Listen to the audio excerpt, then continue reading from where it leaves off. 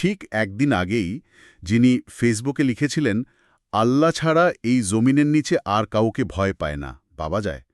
ঠিক তার পরের দিনই প্রকাশ্য দিবালোকে একেবারে রাজধানীর রাজপথে গুলিবিদ্ধ হলেন সেই তরুণ নেতা শরীফ ওসমান হাদি। ঘটনাটা এতটাই আকস্মিক আর নৃশংস যে পুরো দেশই যেন একটা ধাক্কা খেয়েছে। আমাদের আজকের এই আলোচনায় বিভিন্ন গণমাধ্যমের প্রতিবেদন থেকে পাওয়া তথ্যগুলো এক জায়গায় করে এই হামলা, এর পেছনের কারণ আর এর প্রভাবগুলো একটু বোঝার চেষ্টা করব। ঠিক তাই। শুক্রবার জুমার নামাজের পর ঢাকার একেবারে প্রাণকেন্দ্র বিজয়নগরে যে ঘটনাটা ঘটল তা শুধু একজন ব্যক্তির ওপর হামলা না, এর সাথে অনেকগুলো প্রশ্ন, অনেকগুলো দিক জড়িয়ে আছে। শরীফ ওসমান হাদি, যিনি ইনকিলাব মঞ্চের মুখপাত্র, আবার ঢাকা ৮ আসন থেকে স্বতন্ত্র প্রার্থী হওয়ার প্রস্তুতিও নিচ্ছিলেন। তো তাকে যেভাবে গুলি করা হলো তা অনেক কিছুর ইঙ্গিত দেয়। আজ আমরা চেষ্টা করব এই ঘটনার প্রত্যেকটা স্তর আলাদা করে দেখতে। হামলাটা ঠিক কিভাবে হলো, হাদি আসলে কে, তার শারীরিক অবস্থা এখন কেমন, আর তদন্তই বা কোন দিকে এগোচ্ছে। আর সবচেয়ে বড় কথা, এই একটা ঘটনা পুরো রাজনৈতিক অঙ্গনকে কিভাবে নাড়িয়ে দিয়েছে। চলুন তাহলে শুরু থেকেই শুরু করা যাক। ঘটনাটা যেভাবে ঘটেছিল তার একটা চিত্র যদি আমরা আঁকার চেষ্টা করি, সময়টা ছিল শুক্রবার দুপুর, জুমার নামাজের ঠিক পর। ঢাকার মতিঝিল বিজয়নগর এলাকা এমনিতেই খুব ব্যস্ত থাকে, সেদিনও তার ব্যতিক্রম ছিল না। একটা কালভার্টের কাছে নির্বাচনী প্রচারণার জন্য একটা রিকশায় ছিলেন শরীফ ওসমান হাদি। আর ঠিক তখনই মোটরসাইকেলে করে দুজন লোক আসল। প্রত্যক্ষদর্শী আর হাদির সাথে থাকা কর্মীদের ভাষ্যমতে সবকিছু ঘটে গেছে কয়েক সেকেন্ডের মধ্যে। তারা খুব কাছে এসে কেউ কিছু বুঝে ওঠার আগেই হাদিকে লক্ষ্য করে গুলি চালায়, আর মুহূর্তের মধ্যে ভিড়ের মধ্যে অদৃশ্য হয়ে যায়। এতটাই দ্রুত আর নিখুঁত ছিল তাদের অপারেশন। আর এই হামলার সময়টা, এটা কিন্তু কাকতালীয় বলে মনে হচ্ছে না। ত্রয়োদশ জাতীয় সংসদ নির্বাচনের তফসিল ঘোষণা ঠিক একদিন পরেই এই হামলা। এটা কি নিছই একটা সোফার নাইটে, নাকি এর পেছনে কোনো বার্তা আছে? সেটাই তো ভাবনার বিষয়। এটা কি শুধু একটা সোফার নাইটে হিসেবে দেখাটা একটু সরলীকরণ হয়ে যায়? নির্বাচনের ঠিক আগে দেশের সব মনোযোগ যখন রাজনীতির দিকে, তখন রাজধানীর মতো একটা সুরক্ষিত জায়গায় এমন একটা হামলা আসলে আইনশৃঙ্খলা পরিস্থিতির উপর একটা বড় প্রশ্নচিহ্ন এঁকে দেয়। এটা শুধু দুঃসাহস নয়, আমার মনে হয় এটা একটা বার্তা দেওয়ার চেষ্টা। বার্তা? কিসের বার্তা? ওর একটা কৌশলও হতে পারে। অর্থাৎ এটা শুধু একজন ব্যক্তিকে সরিয়ে দেওয়ার চেষ্টা নয়, বরং একটা ভয়ের পরিবেশ তৈরি করার চেষ্টা। একদম। কারণ দেখুন, হামলাটা হয়েছে প্রকাশ্য দিবালোকে, শত শত মানুষের চোখের সামনে। এর মাধ্যমে হামলাকারীরা এটাই বোঝাতে চেয়েছে যে তারা কতটা শক্তিশালী, আর তারা কোনো কিছুরই তোয়াক্কা করে না। এটা নিরাপত্তা ব্যবস্থার দুর্বলতা তো বটেই, তার চেয়েও বেশি করে ব্যবস্থার প্রতি একটা সরাসরি চ্যালেঞ্জ। এখন প্রশ্ন হল, কে এই শরীফ ওসমান হাদি? কেন তাকেই টার্গেট করা হলো? আমরা জানি তিনি ইনকিলাব মঞ্চের মুখপাত্র এবং জুলাই আন্দোলনের অন্যতম পরিচিত মুখ। হ্যাঁ, তার পরিচয়টা এখানে খুব গুরুত্বপূর্ণ। তিনি গতানুগতিক কোনো রাজনীতিবিদ নন। তিনি উঠে এসেছেন সাম্প্রতিক যে ছাত্র অধিকার আন্দোলন, সেখান থেকে গড়ে ওঠা একটা প্ল্যাটফর্ম ইনকিলাব মঞ্চ থেকে। ৫ই আগস্টের ক্ষমতার পালাবদলের পর যে একটা নতুন রাজনৈতিক শূন্যতা তৈরি হয়েছিল, সেখানে হাদির মতো তরুণ নেতারাই একটা বড় জায়গা করে নিচ্ছিলেন। তাদেরকে আওয়ামী ফ্যাসিবাদ বিরোধী নতুন শক্তি হিসেবে দেখা হচ্ছিল। এবং তিনি শুধু মাঠের রাজনীতিতেই সীমাবদ্ধ ছিলেন না, সরাসরি প্রাতিষ্ঠানিক রাজনীতিতে, নির্বাচনে অংশ নেওয়ার সিদ্ধান্ত নিয়েছিলেন ঢাকা ৮ আসন থেকে। আর এখানে ঘটনাটা আরও জটিল হয়ে ওঠে। তার প্রচারণার ধরনটা ছিল একেবারেই অন্যরকম। তিনি কোনো বড় শিল্পপতি বা দলের টাকার ওপর নির্ভর করেননি। তিনি বেছে নিয়েছিলেন ক্রাউড ফান্ডিং বা গণতহবিলের পথ, অর্থাৎ সাধারণ মানুষের কাছ থেকে অল্প অল্প করে টাকা নিয়ে নির্বাচনী খরচ চালানোর পরিকল্পনা করছিলেন।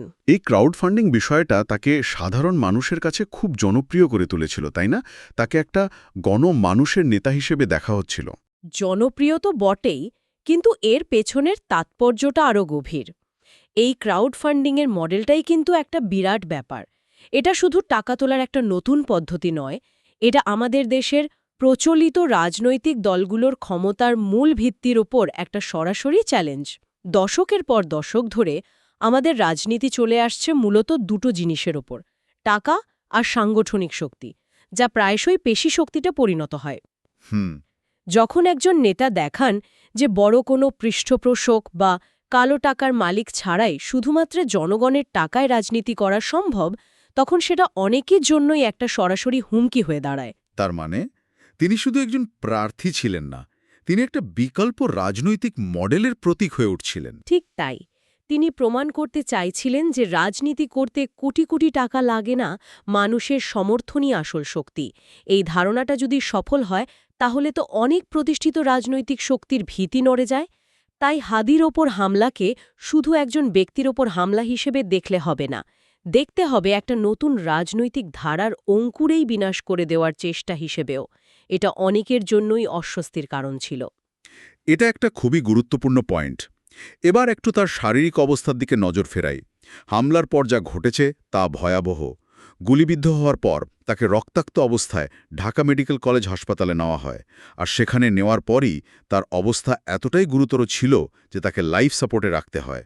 চিকিৎসকদের বক্তব্য থেকে পরিস্থিতিটার ভয়াবহতা বোঝা যায়। ঢাকা মেডিকেলের নিউরোসার্জারি বিভাগের প্রধান এবং স্বাস্থ্য মন্ত্রণালয়ের বিশেষ সহকারী দুজনই প্রায় একই ধরনের কথা বলেছেন।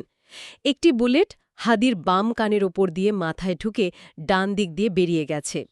এতে তার মস্তিষ্ক তো বটেই, ব্রেন স্টিম অর্থাৎ মগজের কাণ্ড মারাত্মকভাবে ক্ষতিগ্রস্ত হয়েছে। আমাদের শরীরের শ্বাস-প্রশ্বাস, হৃদস্পন্দনসহ সমস্ত স্বয়ংক্রিয় কাজগুলো কিন্তু এই ব্রেন স্টিমই নিয়ন্ত্রণ করে।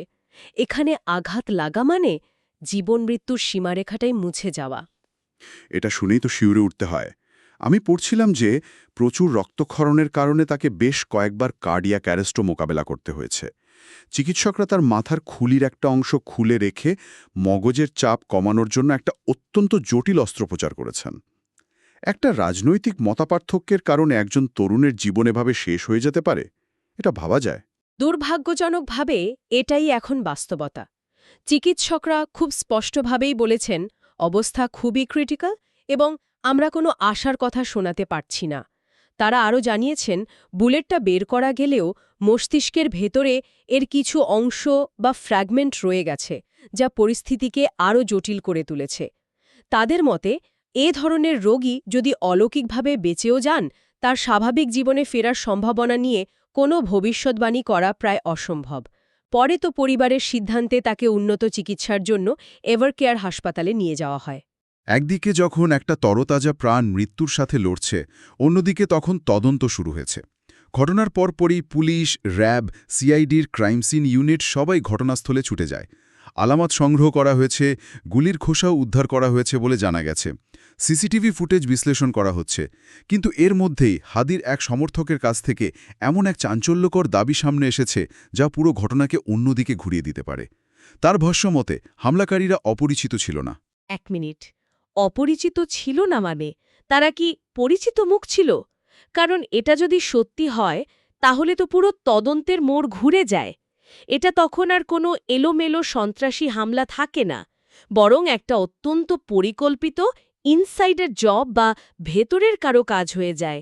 ঠিক তাই। ওই সমর্থকের দাবি হামলাকারীরা মুখে মাস্ক পরে গত কয়েকদিন ধরে হাদির নির্বাচনী প্রচারণায় স্বেচ্ছাসেবক হিসাবে কাজ করছিল। তারা অন্যদের সাথে লিফলেট বিতরণ করছিল, বিভিন্ন কাজে সাহায্য করছিল। অর্থাৎ তারা হাদির দলেরই অংশ হয়ে গিয়েছিল। আর প্রচারণার এক পর্যায়ে সুযোগ বুঝে তারাই খুব কাছ থেকে হাদির উপর গুলি চালায়। অবিশ্বাস্য! এটা যদি সত্যি হয় তাহলে এর অর্থ দাঁড়ায় যে হামলাকারীরা শুধু হাদিকে হত্যা করতে চায়নি, তারা পুরো প্রক্রিয়াটা নিয়ে গবেষণা করেছে। তারা তার নিরাপত্তা ব্যবস্থার দুর্বলতা খুঁজে বের করেছে, তার কাছাকাছি যাওয়ার সবচেয়ে সহজ উপায় হিসেবে তার দলেই ঢুকে পড়েছে, বিশ্বাস অর্জন করেছে এবং তারপর চূড়ান্ত আঘাত এনেছে। এই তথ্যটা তদন্তকে কতটা জটিল করে তুলবে? অনেক অনেক বেশি জটিল করে তুলবে। এখন পুলিশের সামনে শুধু হামলাকারী দুজনকে খোঁজার চ্যালেঞ্জ নয়, তার চেয়েও বড় চ্যালেঞ্জ হল এর পেছনের পরিকল্পনাকারীদের খুঁজে বের করা। প্রশ্ন উঠবে, কারা এই হামলাকারীদেরকে হাদির প্রচার দলের স্বেচ্ছাসেবক হিসেবে ঢুকিয়েছিল? তাদের পরিচয় কি যাচাই করা হয়েছিল? নাকি তারা এতটাই চালাক ছিল যে কেউই তাদের আসল উদ্দেশ্য বুঝতে পারেনি? এই ঘটনা প্রমাণ করে হামলাটি কতটা সুপরিকল্পিত ছিল। এই হামলার খবর ছড়িয়ে পড়ার সাথে সাথেই এর প্রতিক্রিয়াও ছিল তীব্র, বিশেষ করে বিশ্ববিদ্যালয় ক্যাম্পাসগুলোতে, তাই না? হ্যাঁ, খবরটা পৌঁছানোর সাথে সাথেই ঢাকা বিশ্ববিদ্যালয় এলাকা বিক্ষোভে উত্তাল হয়ে ওঠে। এটাই স্বাভাবিক, কারণ শরীফ ওসমান হাদি ছাত্র আন্দোলনেরই একজন নেতা। ছাত্র অধিকার পরিষদ, ছাত্রদল, এমনকি সন্ত্রাস বিরোধী সাধারণ শিক্ষার্থীদের ব্যানারে বিভিন্ন সংগঠন তাৎক্ষণিকভাবে বিক্ষোভ মিছিল ও সমাবেশ বের করে। তাদের কাছে এটা শুধু একজন নেতার ওপর হামলা নয়, এটা তাদের নিজেদের ওপর, তাদের প্রজন্মের রাজনীতির ওপর হামলা। ছাত্র অধিকার পরিষদ একটা আলটিমেটামও দিয়েছে, তাই না? হ্যাঁ, তারা হামলাকারীদের গ্রেপ্তারের জন্য সরকারকে 12 ঘণ্টার আল্টিমেটাম দেয় এবং হুঁশিয়ারি দেয় যে এর মধ্যে অপরাধীদের গ্রেফতার করতে ব্যর্থ হলে তারা যমুনা অভিমুখে লং মার্চের মতো কঠোর কর্মসূচি ঘোষণা করবে। এই আল্টিমেটামটা সরকারের উপর একটা বিরাট চাপ তৈরি করেছে। এটা শুধু ছাত্রদের আবেগ নয়, এটা আসলে রাষ্ট্রের কাছে বিচার চাওয়ার একটা মরিয়া চেষ্টা। ছাত্র সমাজের বাইরে রাজনৈতিক দলগুলো থেকেও তো প্রতিক্রিয়া এসছে। অবশ্যই বিএনপির ভারপ্রাপ্ত চেয়ারম্যান তারেক রহমান এই হামলাকে দেশের অস্তিত্ব ও শান্তি শৃঙ্খলা বিপন্ন করার চেষ্টা বলে অভিহিত করেছেন। বিভিন্ন রাজনৈতিক দলের নেতারা বিবৃতি দিয়েছেন, তবে সবচেয়ে লক্ষ্য করার মতো বিষয় হল সামাজিক মাধ্যমে সাধারণ মানুষের প্রতিক্রিয়া। স্বরাষ্ট্রমন্ত্রীর পদত্যাগের দাবি উঠছে, দেশের আইনশৃঙ্খলা পরিস্থিতি নিয়ে ব্যঙ্গবিদ্রূপ হচ্ছে। এটা প্রমাণ করে যে এই ঘটনাটি মানুষের মনে কতটা নিরাপত্তাহীনতার জন্ম দিয়েছে। জনগণের মধ্যে একটা চাপা ক্ষোভ আর হতাশা তৈরি হয়েছে। এই আক্রমণটা কি সম্পূর্ণ আকস্মিক ছিল, নাকি এর কোনো পূর্বাভাস ছিল? আমাদের হাতে থাকা তথ্য কিন্তু বলছে হাদির ওপর আগে থেকেই হুমকি আসছিল। ঠিক এই জায়গাতেই ঘটনাটা আরও পরিকল্পিত বলে মনে হয়। গত নভেম্বর মাসেই হাদি তার একটি ফেসবুক পোস্টে জানিয়েছিলেন যে তাকে দেশি বিদেশি প্রায় ৩০টা নম্বর থেকে ফোন করে ক্রমাগত হত্যার হুমকি দেওয়া হচ্ছে। এটা কোনো বিচ্ছিন্ন ঘটনা ছিল না। এবং হুমকির ধরনটাও ছিল ভয়ঙ্কর। শুধু তাকেই নয়, তার মা, বোন এবং স্ত্রীকেও ধর্ষণের হুমকি দেওয়া হয়েছিল। এমনকি তার বাড়িতে আগুন লাগিয়ে দেওয়ার হুমকিও দেওয়া হয় বলে তিনি তার পোস্টে উল্লেখ করেছিলেন। হ্যাঁ, এই বিষয়গুলো প্রমাণ করে যে এটা একটা সুসংগঠিত মনস্তাত্ত্বিক চাপ সৃষ্টির চেষ্টা ছিল। প্রতিপক্ষরা শুধু তাকে শারীরিকভাবে আক্রমণ করতে চায়নি, মানসিকভাবেও তাকে ভেঙে দিতে চেয়েছিল। তার পরিবারকে টার্গেট করাটা এই নোংরা কৌশলেরই অংশ। তিনি কি কাউকে সন্দেহ করেছিলেন? তার পোস্টে কি কারোর দিকে ইঙ্গিত ছিল? তিনি তার ফেসবুক পোস্টে এবং বিভিন্ন সময়ের বক্তব্যে এইসব হুমকির জন্য ক্ষমতাচ্যুত আওয়ামী লীগকে দায়ী করে আসছিলেন। তবে এটা মনে রাখতে হবে যে তদন্ত শেষ না হওয়া পর্যন্ত এটা কেবলই একটি অভিযোগ। কিন্তু এই প্রেক্ষাপটটা খুবই গুরুত্বপূর্ণ। এটা থেকে বোঝা যায় হাদি বেশ কিছুদিন ধরেই একটি বা একাধিক গোষ্ঠীর টার্গেটে ছিলেন। সুতরাং শুক্রবারের এই হামলাকে কোনো বিচ্ছিন্ন অপরাধমূলক কর্মকাণ্ড হিসেবে দেখার সুযোগ নেই। এটি একটি ধারাবাহিক প্রক্রিয়ারই চূড়ান্ত এবং ঋস্বরূপ। তাহলে পুরো বিষয়টা যদি আমরা এক জায়গায় করি, ছবিটা যা দাঁড়াচ্ছে তা হলো একজন সম্ভাবনাময় তরুণ নেতা, যিনি গণ আন্দোলন থেকে উঠে এসে গণতহবিলের মতো একটি বিকল্প পথে রাজনীতিতে নতুন ধারা তৈরির চেষ্টা করছিলেন। তাকে নির্বাচনের ঠিক আগে নির্মমভাবে গুলি করা হলো। হামলাকারীরা তার নিজের প্রচার দলে ছদ্মবেশী ছিল বলে বিস্ফোরক অভিযোগ উঠেছে। তার শারীরিক অবস্থা অত্যন্ত সংকটজনক, জীবন-মৃত্যুর সন্ধিক্ষণে।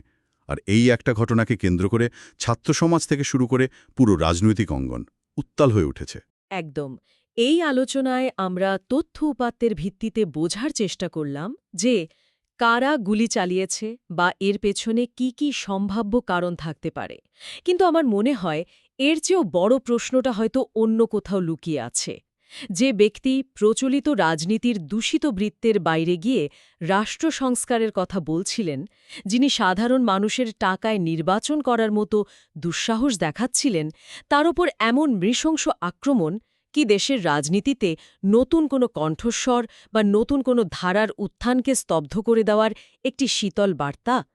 এ ঘটনাটি কেবল একজন ব্যক্তির ওপর আক্রমণ নয়, বরং এটি কি নিরাপদ এবং গণতান্ত্রিক রাজনৈতিক চর্চার ভবিষ্যতের ওপরই একটি আক্রমণ? আমাদের হয়তো এই প্রশ্নটা নিয়েই সবচেয়ে বেশি ভাবা উচিত।